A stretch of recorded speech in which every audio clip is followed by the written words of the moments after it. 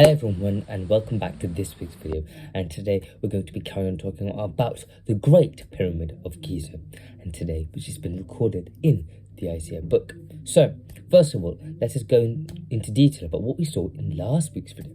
So last week we saw how the ascending passage next to the pit led us to the Grand Gallery, which represents the law which leads us to the gospel age. We can see the salvation to all through Jesus Christ we saw, and this was the conclusion that we came through the structure of the Pyramid of Giza, trying to symbolically explain and represent what is to happen, I should say. So we can read where it talks about this in Galatians 3rd chapter 23rd verse, where it says, "Before the coming of this faith, we were held in custody under the law, locked up until the faith that was to come would be revealed," we see. Then we can read the 24th and 25th verse, which also says, "So the law was our guardian until Christ came, that we might be justified by faith. Now that this faith has come, we are no longer under a guardian." So we can clearly see here it's talking about the representation here, clearly about the ascending passage. We can see which is leads next to the pit, leads us to the Grand Gallery we saw. So then we can see and examine the Grand Gallery itself. So at the end of the first ascending passage, it's symbolic testimony, we have to understand. It is 7 times as high as the first ascending passage. We see the Grand Gallery. It has 7 courses of overlapping stone in its walls of smooth, highly polished and once beautifully cream-colored limestones, we see. It is 28 feet high, though very narrow, being only 6 feet broad, we see, anywhere but contracted to 3 feet at the floor and less at the roof, we see.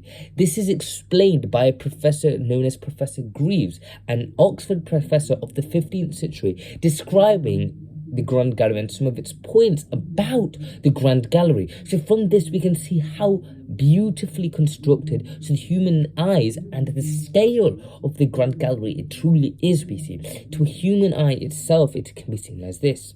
Then we can see it is said to be a stately piece of work, either in respect of the curiosity of art or richness of materials, to the most splendid and magnificent buildings it has been described as. This gallery, or corridor I should say, or whatever else some people may call it, is built of white and polished marble, you see.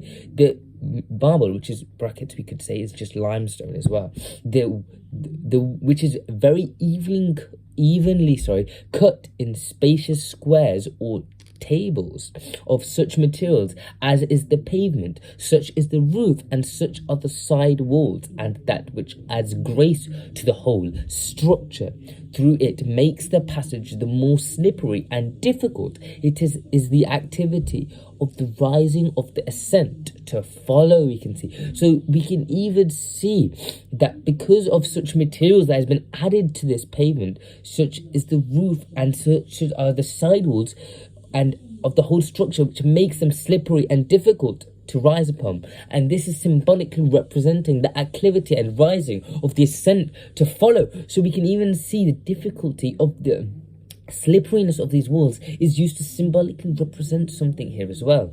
And another Professor Smith declares that it would be impossible fairly to represent it by pictures or in words, by reason of the narrow breadth, the lofty vaulting height, and the very peculiar sloping angles of the long floor, and all the details are truly a masterpiece. Only we can feel it when we could see and can't describe it with words or pictures perfectly. So this is this image that Professor Smith conveys about this great structure as well. So we can overall see how God has created a structure to be such beloved, I should say, by such great professors, to describe it in such a manner where it's impossible to fairly represent it by pictures or words, which shows the power of God once again, and the power that God can use through one structure to symbolically represent a whole plan and